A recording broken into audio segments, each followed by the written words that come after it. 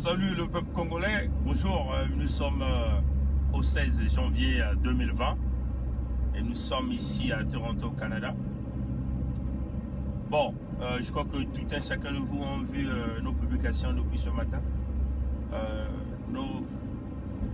Nos équipes de services intelligents nous ont rapporté les coupures des communications SMS. On a des coupures des communications Internet.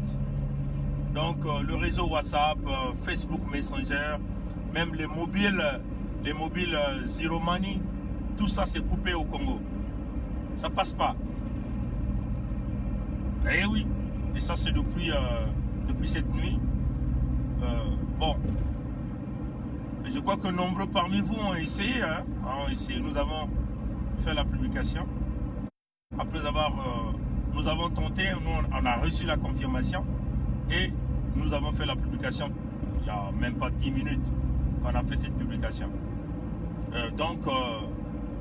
Bon, vous savez qu'il y avait eu une réunion bon là je crois que ça commence à passer parce que là je viens de recevoir, là je reçois maintenant l'une de sources veut dire que oui ça commence à passer.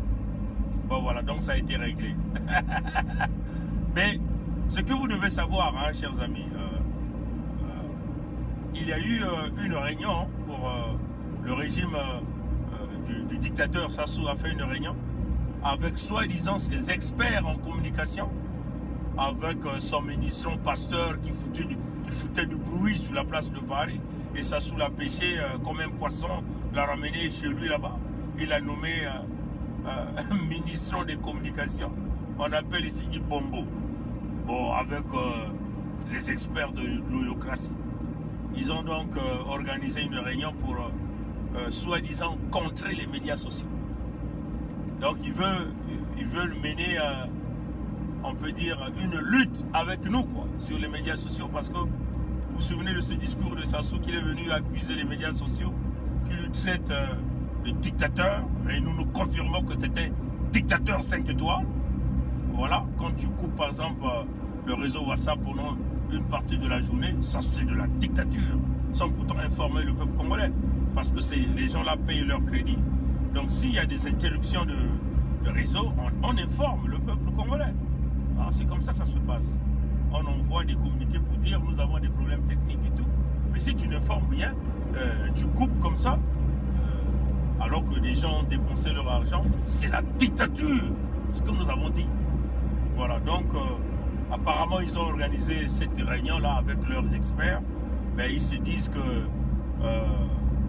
il faut contre-attaquer, hein? Il faut contre-attaquer la résistance par les médias sociaux. Mais malheureusement pour eux, ils ne savent pas comment manipuler les médias sociaux. Ah oui, les médias sociaux, ce n'est pas simplement venir poser, faire la vidéo, poster un audio. Il faut savoir les placer dans les canaux de communication pour que ça puisse atteindre le maximum d'auditoire. C'est ça, le maximum de l'auditoire. C'est ça qu'il faut faire. Et puis, il y a aussi le contenu. Votre contenu doit être attirant, que l'auditoire puisse s'intéresser et puisse l'écouter et puisse partager. Hein? Et puis éventuellement, il faut être sur toutes les plateformes. Hein? Donc nous parlons ici de YouTube, de Facebook, de Instagram, de Twitter. On est partout. Vous voyez, donc sur toutes les plateformes, vous avez les liens. Malheureusement, Sassou lui-même n'a même pas un compte Twitter. C'est du jamais vu. On est au 21e siècle finissant. Il n'a même pas un compte Twitter. Donc ça lui dépasse la tête. Hein? Et si vous voyez leur compte Twitter, qui le suit d'abord? Qui leur suit? Qu'il s'agit de Mongala Thierry ou de tous les bonobos de ce régime, qui les suivent là-bas? Personne, parce qu'ils sont dans un réseau improductif. Personne ne peut les suivre. Vous voyez, chers amis. Donc, ce que nous sommes en train de vous dire, cette réunion-là, ils ont eu à faire cette réunion parce qu'ils ont dit qu'il faut bâtir des stratégies pour contrecarrer la résistance sur les médias sociaux. Bon, vous comprenez que c'est encore des étrangers qui vont aller embaucher, hein, qui vont faire ce travail à leur place, parce qu'eux-mêmes ils sont nuls dans la communication. Ils ne savent pas comment manipuler les médias sociaux. Voyez, hein, chers amis, nous avons changé. On avait dit qu'on devait changer les techniques de communication et nous avons eu à le faire. Et aujourd'hui, nos informations ou nos messages, on peut dire 99% des Congolais arrivent à recevoir les messages de notre part. Parce que nous avons développé d'autres réseaux de communication. Parce qu'eux, ils pensent qu'en verrouillant WhatsApp, MSN, Facebook, que c'est l'unique plateforme que les Congolais se communiquent. On leur apprend même que même quand vous coupez l'Internet, les messages passent. Parce que nous avons d'autres réseaux. Parce que vous êtes tellement embrouillés dans le vol, hein, vous ne comprenez pas qu'il y a plusieurs canaux qui existent des communications sans même utiliser votre Internet ordinaire. Et nous arrivons à le faire, à communiquer avec les gens au Congo, à communiquer avec les équipes. Oui, tu crois qu'il n'y a que toi qui as les téléphones satellitaires. On t'avait dit que nous sommes dans le système baie vitrée. Tout le monde va, tout le monde écoute, tout le monde parle à tout le monde. Donc vous voyez que nos gens à nous sont très bien informés et nous sommes informés à l'instant T de la fin, à l'instant T. Donc oui, tu coupes ton Internet, tu peux couper ton Internet, tu peux couper tes communications, tu peux tripatouiller comme tu as l'habitude de tripatouiller tous les réseaux. Là, tu as tripatouillé, comme d'ailleurs tu tripatouilles les résultats des élections, tu peux tripatouiller aussi le réseau WhatsApp, le réseau Internet. Mais nous, on va toujours communiquer parce que nous avons toujours d'autres réseaux que nous utilisons de communication et que tu ne connais pas. C'est cela, chers amis. Ce sont des réseaux spécifiques, hein, des plus puissants, des plus forts qu'on communique.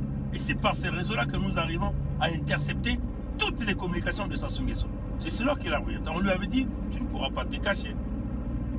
Ne vois pas seulement ce petit visage-là, ce gars qui vient parler là, que tu n'aimes jamais là, hein, que tu as envie d'assassiner, mais tu ne vas jamais m'assassiner.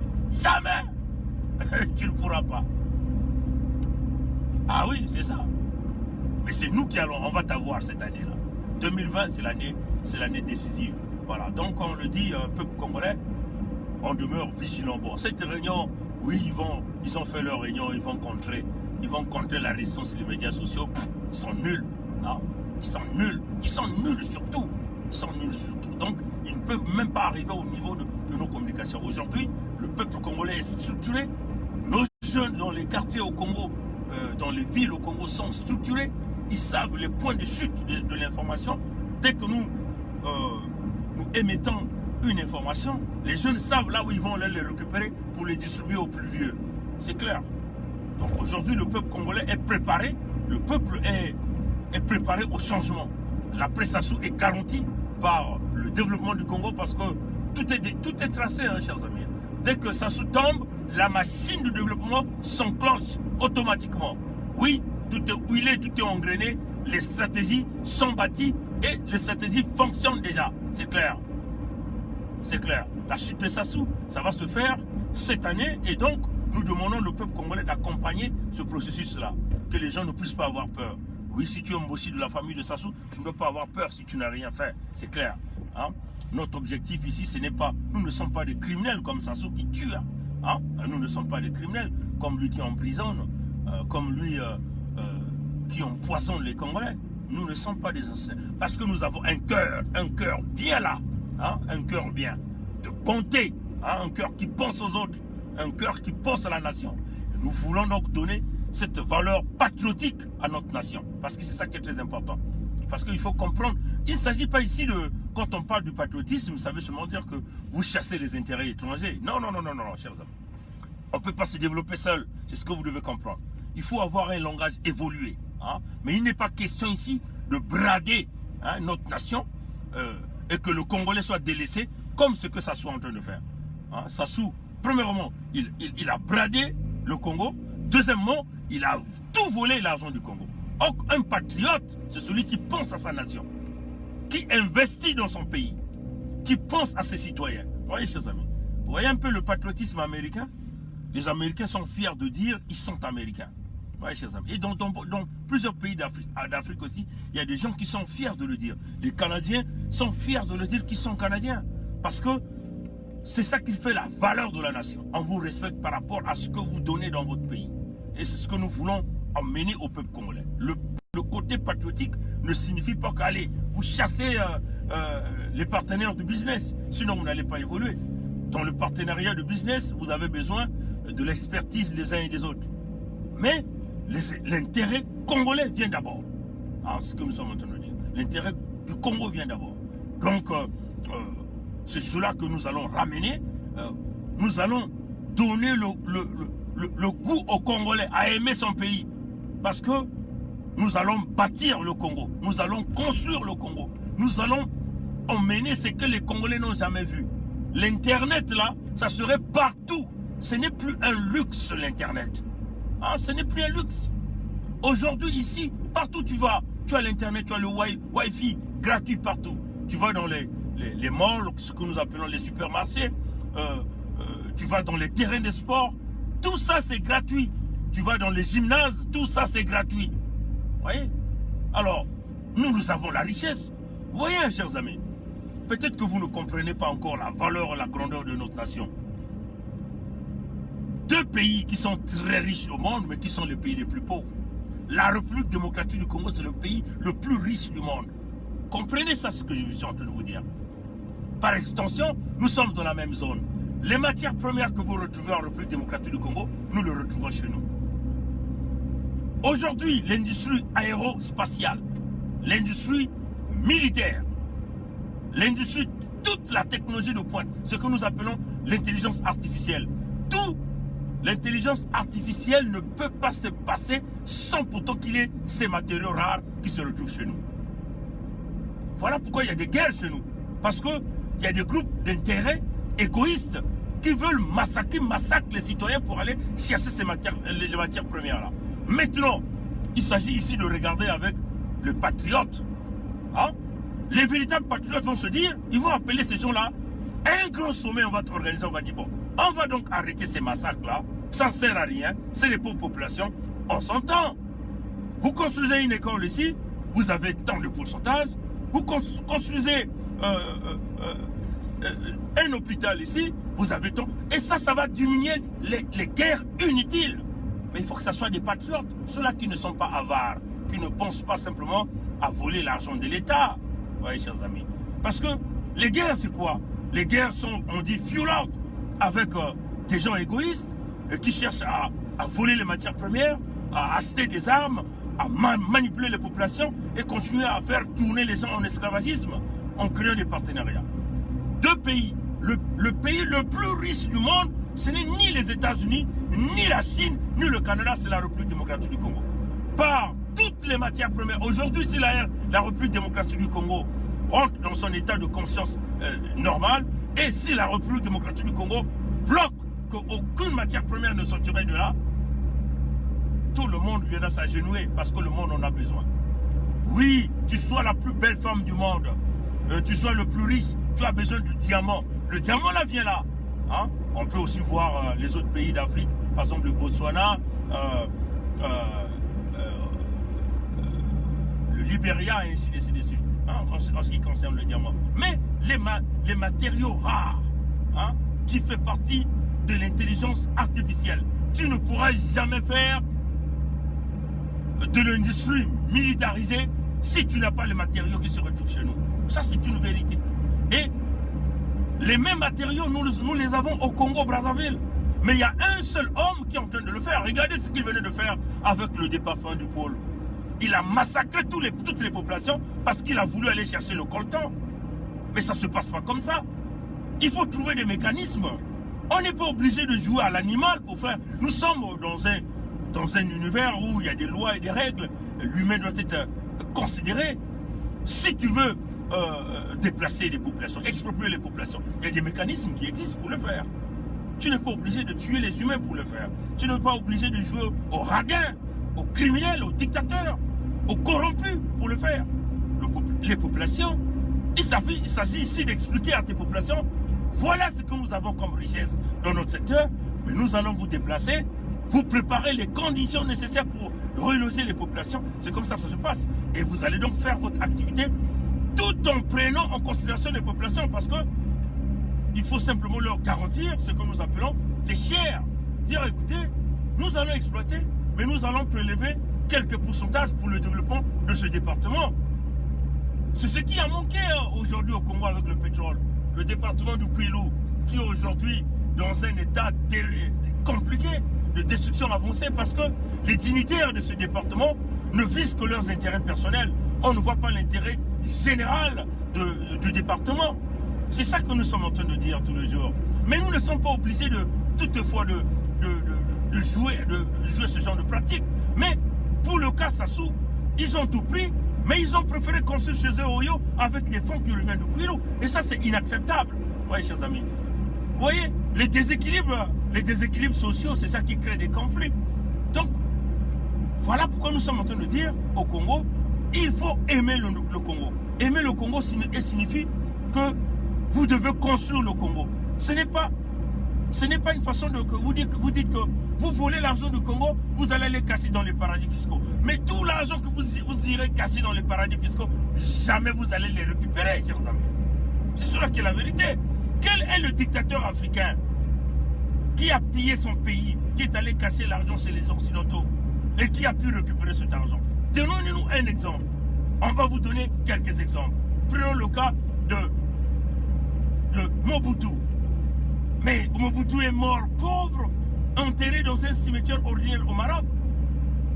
Mobutu qui fléchissait même les États-Unis, les grands présidents. Mais tout le monde l'a fouillé, chers amis. Mais donc Mobutu n'avait pas l'argent dans les comptes en Occident, ou de l'or, des diamants cachés quelque part, s'il en avait. Mais quand il est mort, tout a disparu. Vos partenaires aujourd'hui, ce sont ceux-là qui vont verrouiller les comptes bancaires, vont dire jamais l'argent ne sort. Et ils vont vous compliquer pour récupérer cet argent et vous n'allez jamais le récupérer. Oui, chers amis. Bokassa, c'est la même chose. Et on peut continuer à citer comme ça là. Oui, chers amis. On peut même prendre aussi le cas de Sani Abacha. Hein? de Sani Abacha, et ainsi de suite. Donc vous voyez que, chers amis démocrates africains, on vous le dit qu'il faut que nous puissions aimer notre nation. On va donner ce goût-là, la valeur patriotique. La valeur patriotique signifie aimer son pays, construire son pays. Et ça donnerait l'envie d'emmener des grandes universités, bâtir des grandes universités au Congo. Faire du Congo l'élite. Regardez, chers amis, essayez de regarder notre emplacement géographique. Mais nous avons tout le pays. Le Congo peut se taper de l'argent. Les gens peuvent revenir du Cameroun pour venir étudier chez nous. De la République démocratique du Congo peuvent venir étudier chez nous. Mais c'est de l'argent qui va rentrer. En Angola, ils vont venir étudier chez nous. Il s'agit ici de voir des Congolais visionnaires qui aiment leur nation. Chers amis, ces gens-là, pourtant, ils voyagent, mais ils n'ont pas envie de développer le Congo. Parce que ce qui compte pour eux, c'est l'argent qu'ils volent. Ils ne pensent pas à la nation. Ils n'ont jamais aimé cette nation-là.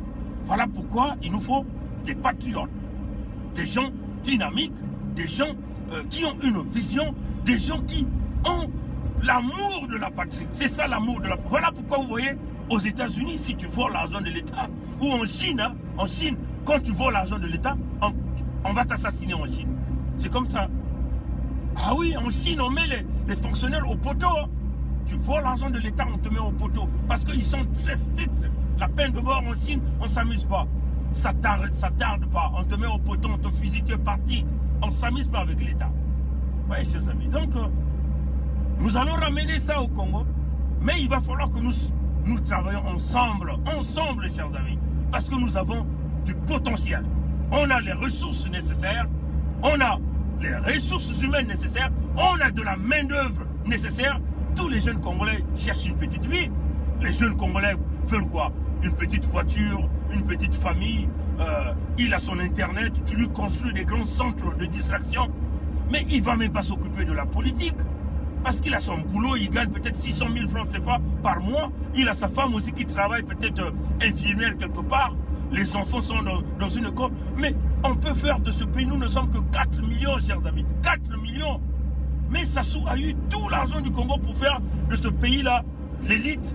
Non, non, non. Il a voulu simplement faire de sa famille l'élite ou de ses enfants l'élite. Et ça, nous mettons terme à ça. La vision, c'est la vision du pays.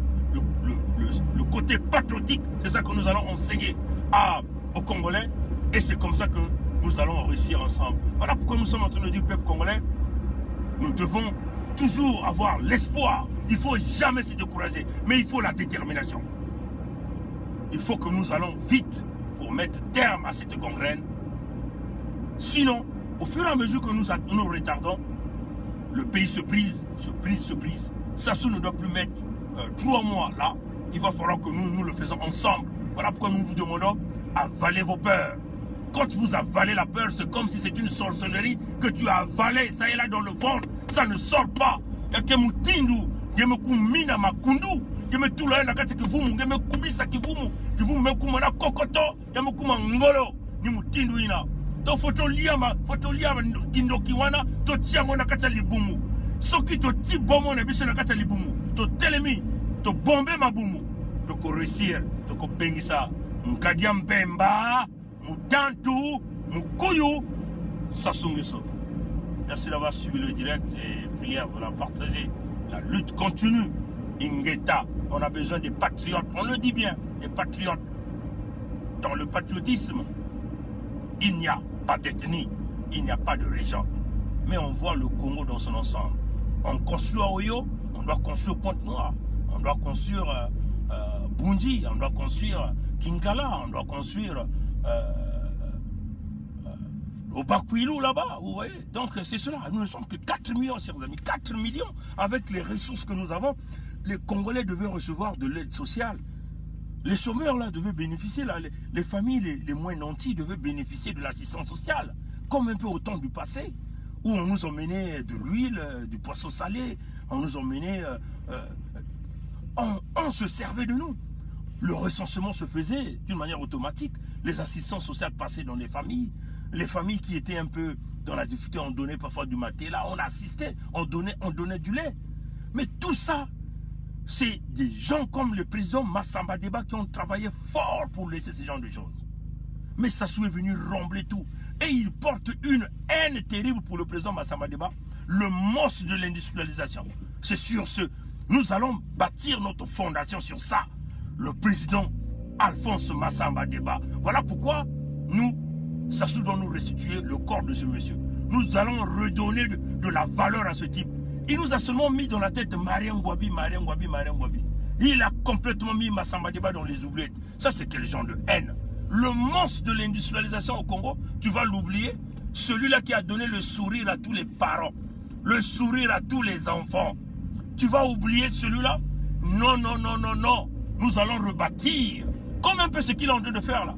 Il a oublié l'Issouba, qui est venu lui donner tous les bonheurs, qui a renégocié tous les contrats pétroliers. Voilà pourquoi j'encourage l'idée des frères des ingénieurs de 242 qui veulent aller rencontrer le président Lissouba. C'est vrai qu'il est dans un état de maladie, mais au moins lui redonner de la valeur pour qu'il puisse comprendre que néanmoins, les Congolais, il y a des Congolais qui m'aiment. On va lui souhaiter l'élever le meilleur. J'encourage cette idée. Parce qu'on ne peut pas laisser Sassou nous manipuler. Tu vas nous faire oublier Lissouba qui t'a donné, qui t'a renégocié tous ces contrats pétroliers, et que toi tu es venu te sucrer là-dedans avec tes parents et tout. Et tu vas oublier ça? Le projet de la Société nationale de pétrole du Congo. Mais ça, c'était un projet bâti par Lissouba. C'est quand Lissouba vous disait, oui, au deuxième mandat, le Congo va décoller. Mais c'est ça, Lissouba est venu réduire toutes les dettes que Sassou a menées. Ça encore, il faut le reconnaître. Son opposant là, que lui il a nommé, ça te va bien là, lui a dit ça dans une vidéo. Qui était ministre de la Défense de Lissouba. Vous voyez, chers amis. Donc, on ne peut pas oublier ces gens-là. Pour nous, Massamba Deba, le président Alphonse Massamba Deba, un monstre de l'industrialisation. Nous allons poser nos fondations sur la tombe du président Massamba Deba. Nous allons le bâtir un grand mausolée où nous allons l'honorer. C'est par là que viendra la force économique du Congo. Et c'est par là aussi que va commencer le rêve congolais. Les rêves congolais, là où tous les jeunes Congolais sont en train de penser. On fera du Congo, New York, Los Angeles. Nous avons des petits qui ont du talent de la musique. Nous allons bombarder des investissements dans ces jeunes-là pour aider les pays-là à avancer. C'est cela, chers amis. C'est cela. Nous allons ramener Wilka. Nous allons ramener OCC, OCV, ces offices vivrières-là qui s'occupaient de nos produits agricoles pour encourager l'agriculture. C'est ça que nous devons faire. C'est pas ce que vous êtes en train de faire de tripatouiller. Voilà un peu la vision que nous avons pour bâtir notre fondation sur les ailes du président Alphonse Massamba Deba, le monstre de l'industrialisation. Et nous allons honorer convenablement le président Massama Deba, parce qu'au moins lui, il a laissé des fondations, des solides bases pour le Congo. Tout ce que Sassou a laissé sera détruit, parce que tout ce que le diable bâtit n'ira nulle part. La preuve en est que tout ce qu'il a tripatouillé, on met le deuil dans les familles, le Congo pleure, les investissements dans le vide.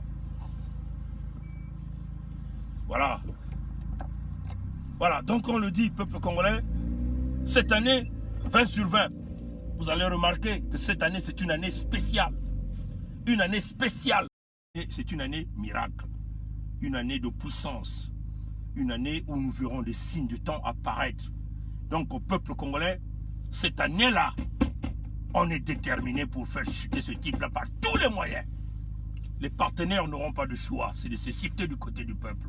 Parce que c'est là où ils vont trouver leurs gains et leurs intérêts. Merci d'avoir suivi ce direct. Et à bon entendeur, salut. Que les esprits de tous qui ont quitté le Congo continuent de nous guider. Je ne vais jamais oublier Augustin Kalakala. Jamais. Je vais oublier ce monsieur. Et je parlerai toujours de ce nom-là. Je ne vais jamais oublier Bruno Osebi, brûlé vif dans la maison avec ses enfants et sa femme. Par Christelle Sassou et Sassou Denis. Donc ça sont des compatriotes qu'il ne faut jamais oublier. Tous les disparus du beach, le génocide dans le pôle, qu'on pouvait simplement s'entendre, mais ils ont préféré signer un accord de minerais du coltan avec Ntoumi et Kolela. Kolela et Nsatmabiala qui sont partis hier dans une réunion secrète à PNUD, à Brazza, pour parler d'un dialogue farfelu, fameuse communauté internationale acquise à leur cause. C'est une honte, chers amis. On continue de comploter derrière les murs. Et vous, vous êtes là en train de vouloir vous chamailler. Et ils sont en train de comploter à conduire Sassou. Hier, ils ont tenu une réunion à PNUD. Kolela présent dans la salle, Satmabiala présent dans la salle. Et les Ngolopia, les gens du PCT, tous sont là avec vos opposants de farce en train de comploter. Dans la même occasion, votre candidat Ngombe, Andréa Ngombe, est au Maroc présentement. Mais le Maroc quoi? Le Maroc représente le pilier de la dictature de Sassou. C'est là où les grandes rencontres se font, les échanges d'argent se font. Le Maroc aujourd'hui, il y a des mercenaires marocains qui travaillent pour le compte Sassou. Ngombe est parti là-bas pour encore, c'est la continuité de la réunion qui s'est tenue hier à PNUD. Donc c'était ça les stratégies.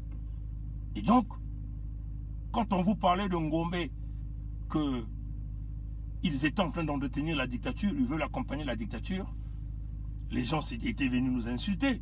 Mais néanmoins, nous pensons que la sortie du jeune Nelson Apanga, l'étudiant, a éclairé le monde entier, a éclairé les Congolais. Donc je crois que tous ceux qui nous sont venus nous insulter quand nous on damait là-dessus, comprennent aujourd'hui que le système Bévitré avait bel et bien raison.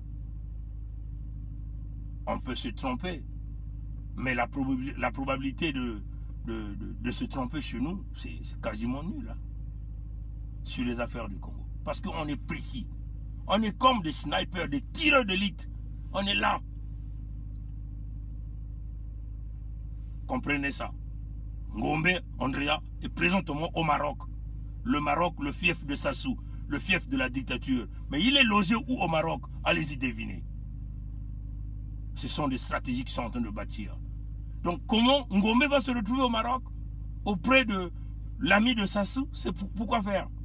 Mais parce que le Maroc est une plateforme pour les gens du régime Sassou. Alors comprenez ça.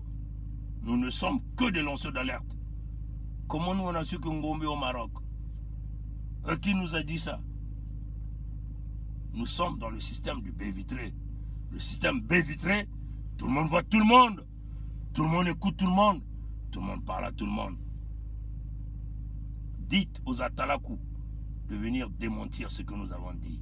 Jusqu'à aujourd'hui, ils n'ont jamais démenti que Sassou avait envoyé 123 militaires en Russie pour aller apprendre les maniements des nouvelles armes qu'il a achetées auprès de Russes. La lutte continue. Ingeta. À plus tard.